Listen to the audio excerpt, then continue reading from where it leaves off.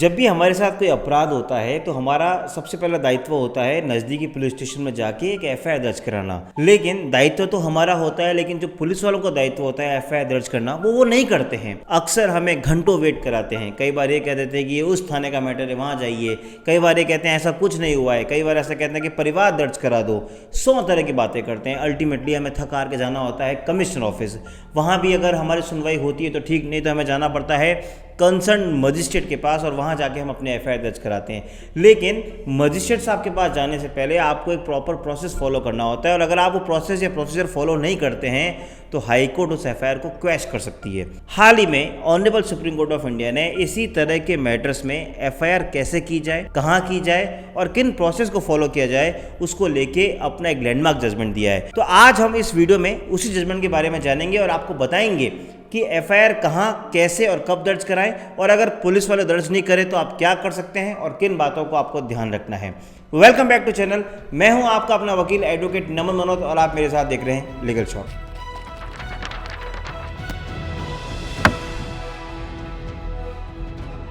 तो दोस्तों, आज हम बात कर रहे हैं कि अगर एफआईआर पुलिस वाले दर्ज नहीं करे तो क्या किया जाए। देखिए, आज हम जिस जजमेंट की बात कर रहे हैं उसका नाम है Sadiq versus state of Karnataka 2025 supreme court. मैं नीचे लिंक दे रहा हूँ, आप उस लिंक पे क्लिक करके पूरा जजमेंट भी पढ़ सकते हैं। इस पूरे एफआईआर के कॉन्सेप्ट को जानने के लिए पहले हम उस केस के फैक्ट्स को जान लेते हैं। बेसिकली होता क्या है कि कंप्लेनेंट और एक्यूज्ड जो दो पार्टीज होती है उनके बीच में कोई रेंट का एक मैटर चल रहा होता है कोर्ट के अंदर। वो आपसी लैंडलॉर्ड टेनेंसी का डिस्प्यूट लड़ रहे होते हैं। इसी बीच एक आरोपी उसमें एक फर्जी रेंट एग्रीमेंट लेकर आता है और ये कहता है कि इस तरह का कोई एग्रीमेंट था। जब अल्टीमेटली कोर्ट के अंदर वो फर्जी एग्रीमेंट पेश किया जाता है तो जो परिवादी होता है वो जाता है पुलिस स्टेशन में और वो ये कहता है कि जो इन्होंने पर्टिकुलर स्टैंप और ये रेंट एग्रीमेंट उस कोर्ट के अंदर पेश किया है वो फर्जी है और इसकी जांच की जानी चाहिए, इन्वेस्टिगेशन की जानी चाहिए और उसको कड़ी से कड़ी सजा दिलाई जानी चाहिए। लेकिन एज यूजुअल पुलिस वाले उस एफआईआर को दर्ज करने से मना कर देते हैं। वो कहते हैं कि ये कोर्ट का मैटर है, कोर्ट में फर्जी डॉक्यूमेंट पेश किए, हम इसमें एफआईआर दर्ज नहीं करेंगे। अल्टीमेटली वो पर्सन पहुंचते हैं अपने कंसर्न एसपी ऑफिस में।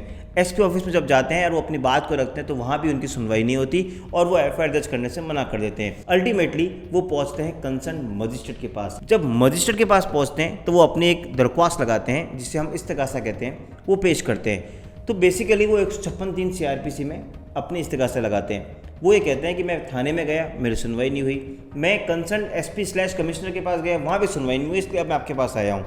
मजिस्ट्रेट साहब उसकी सारी बात सुनते हैं। उनका ये आर्गुमेंट होता है कि जो कोर्ट में उन्होंने एक रेंट एग्रीमेंट पेश किया है वो फर्जी स्टाम्प है, क्योंकि हमने पता लगवाया है रजिस्ट्रार ऑफिस ऑफ स्टाम्प से कि ये ऐसा कोई उन्होंने स्टाम्प जारी ही नहीं किया, हमने चेक कर लिया है। तो कोई अगर स्टाम्प जारी ही नहीं किया इसका मतलब उन्होंने फॉर्जरी करके स्टाम्प बनाया है, और अगर ऐसा स्टाम्प बना के वो कोर्ट से कोई रिलीफ लेना चाहते हैं तो ये एक आपराधिक कृत्य है और इसके लिए उनको सज़ा मिलनी चाहिए, और सज़ा मिलने के लिए एटलीस्ट आपको एफआईआर दर्ज करवानी पड़ेगी। ये जैसा ही प्रोसेस होता है, मजिस्ट्रेट साहब उनकी बात को सुन के एफआईआर दर्ज करने के ऑर्डर कर देते हैं कि उस आरोपी के खिलाफ एफआईआर दर्ज की जाए और सुनवाई की जाए। जैसे ही एफआईआर दर्ज होती है तो वो आरोपी पहुंचते हैं ऑनरेबल हाई कोर्ट के पास। जैसा आपको पता है कि अगर हमारे खिलाफ कोई एफआईआर होती है तो हम उसको क्वैश करवाने के लिए, ख़त्म करवाने के लिए संबंधित उच्च न्यायालय में यानी हाई कोर्ट में जाते हैं। वो जाते हैं 482 सीआरपीसी पिटिशन लेकर और कहते हैं कि इस तरह की एफआईआर जो है मजिस्ट्रेट साहब ने प्रोसेस फॉलो नहीं किया, मजिस्ट्रेट साहब ने प्रॉपर देखा ही नहीं, और जब कोर्ट का मैटर था तो उनको इसमें इस तरह से इन्वॉल्वमेंट ना करके, इंटरफेयर ना करके एफआईआर को दर्ज नहीं करना चाहिए था। हाई कोर्ट उनकी बात से सहमत हो जाती है और हाई कोर्ट उस एफआईआर को क्वैश कर देती है। अब मामला यहाँ से आगे बढ़ता है और मामला जाता है सुप्रीम कोर्ट। सुप्रीम कोर्ट जाता है कंप्लेनेंट ये आर्गुमेंट करते हैं कि जब मैंने प्राइमा फेसी दिखा दिया कि इस तरीके से वो एग्रीमेंट और स्टाम्प फर्जी है तो उनको एफआईआर दर्ज करनी चाहिए थी, एफआईआर दर्ज करी क्यों नहीं। और साथ ही साथ हाई कोर्ट को ये ध्यान रखना चाहिए कि अभी मैटर इन्वेस्टिगेशन स्टेज पे है, तो एट दिस स्टेज उनको एफआईआर क्वैश नहीं करनी चाहिए। एटलीस्ट इन्वेस्टिगेशन अथॉरिटी को अपनी इन्वेस्टिगेशन करके एक कंक्लूजन कोर्ट में फाइल करना चाहिए था। कोर्ट ने ऑपोजिट पार्टी की भी बात भी सुनी। एक्यूज ने एज यूजुअल कहा कि मेरे खिलाफ कोई प्राइमा फेसी केस बनता नहीं है, मजिस्ट्रेट साहब ने बिल्कुल गलत किया एफआईआर दर्ज कराने के ऑर्डर से, और हाईकोर्ट का ऑर्डर बिल्कुल सही है, एफआईआर क्वैश होनी चाहिए, XYZ। दोनों बातों को सुन के honourable supreme court of India ने कहा कि पहले हम इस कॉन्सेप्ट को डिटेल में डिस्कस करते हैं। दोस्तों, जब भी हमारे खिलाफ कोई अपराध होता है तो हम एक एफआईआर दर्ज कराते हैं जिसे हम कहते हैं फर्स्ट इन्फॉर्मेशन रिपोर्ट, यानी प्रथम सूचना रिपोर्ट। प्रथम सूचना रिपोर्ट में ये जरूरी नहीं है कि आप XYZ हर डिटेल को लिखाएं, इसका नाम से ही क्लियर है, यह है प्रथम सूचना रिपोर्ट, यानी आपकी first information to the police officer. अब ये कहाँ दर्ज होती है? जहाँ आप घटना हुई होती है उस घटना से संबंधित जो क्षेत्राधिकार होता है उस पुलिस स्टेशन में जाके ये एफआईआर दर्ज होती है। अगर पुलिस पर्सन एफआईआर दर्ज नहीं करे तो एज पर सीआरपीसी है, जो अब नया कानून है बीएनएसएस, उसके तहत अगर पुलिस वाले अगर आपके एफआईआर दर्ज नहीं करे तो आपको जाना होगा अपने संबंधित एसपी या जो कमिश्नर आपके लगता है उनके पास। वहाँ जाके आप ये एप्लीकेशन लगाएंगे और सेम बात कहेंगे और ये कहेंगे कि पुलिस वालों ने जब मैं थाने गया मेरी एफआईआर को दर्ज नहीं किया। अगर कमिश्नर साहब आपकी एफआईआर दर्ज करते हैं तो बहुत ही बढ़िया, नहीं तो अल्टीमेटली आपको जाना पड़ेगा अपने संबंधित मजिस्ट्रेट के पास 156(3) सीआरपीसी में, या जब नया बीएनएसएस है वो है 175 सब क्लॉज 3 बीएनएसएस में। वहाँ पे जब आप जाएंगे तो सुप्रीम कोर्ट के जजमेंट ये कहते हैं कि जब आप किसी कंसर्न मजिस्ट्रेट के पास अपना इस्तिगासा या कंप्लेंट लेके जा रहे हैं तो आपको जो आपने थाने में और कंसर्न एसपी के पास जो लेटर लिखा, कंप्लेंट लिखी, उसकी एक फोटोकॉपी आप ले जाएंगे और आप एक एफिडेविट देंगे कि मैं दोनों जगह गया, उन्होंने मेरी एफआईआर को दर्ज नहीं किया, इसलिए मैं माननीय मजिस्ट्रेट साहब के सामने अपीयर हो रहा हूँ। तो आपको ये एफिडेविट देना होगा क्योंकि सुप्रीम कोर्ट ने ऐसा कहा है प्रियंका श्रीवास्तव जजमेंट में। अगर आप ये कंप्लेंट्स पूरी करते हैं तो मजिस्ट्रेट साहब आपको सुनेंगे।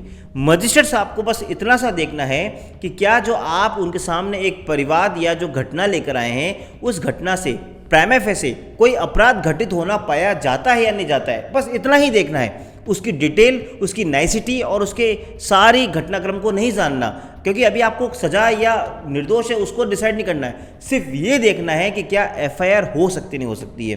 तो हमारे इस केस में सुप्रीम कोर्ट ने कहा कि माननीय मजिस्ट्रेट ने बिल्कुल सही किया जब उनको सामने ये पता था कि कोई स्टाम्प फर्जी है, अगर कोई ऐसा स्टाम्प जारी नहीं किया और उसको यूज़ करके वो किसी कोर्ट से ऑर्डर करवाना चाहते हैं तो बिल्कुल एक फॉर्जरी का केस है और प्राइमा फेसी अगर कॉग्निजेबल ऑफेंस हो रहा है तो एफआईआर दर्ज करनी चाहिए थी, जो मजिस्ट्रेट ने सही किया।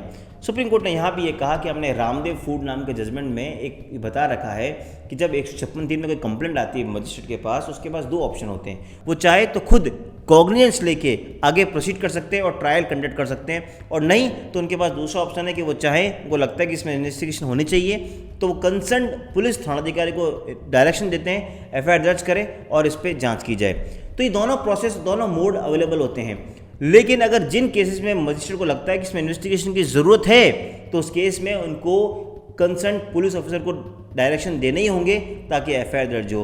और यहाँ पे मजिस्ट्रेट साहब ने बिल्कुल सही किया क्योंकि उनको लग रहा था कि इस बात की जांच होनी चाहिए कि स्टाम्प कहाँ से लिया गया, फर्जी है नहीं है, इन सब बातों के लिए जांच जरूरी है। जांच यानी इन्वेस्टिगेशन और इन्वेस्टिगेशन यानी पुलिस, और पुलिस ज़रूरी है तो आपको एफआईआर दर्ज करनी ज़रूरी थी।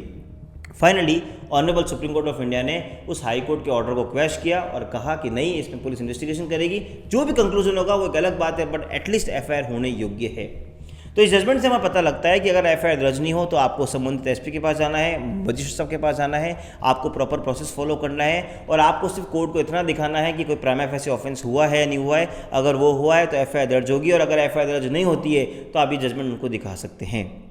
मुझे उम्मीद है आपको ये वीडियो पसंद आया होगा और पसंद आया होगा हमारा कंटेंट। अगर आपको कंटेंट पसंद आ रहा है प्लीज़ सब्सक्राइब लीगल शॉर्ट्स, ऐसे ही इस चैनल को फॉलो करते रहिए। मिलेंगे अगली बार इसी तरह की वीडियो के साथ, तब तक के लिए धन्यवाद। जय हिंद, जय भारत।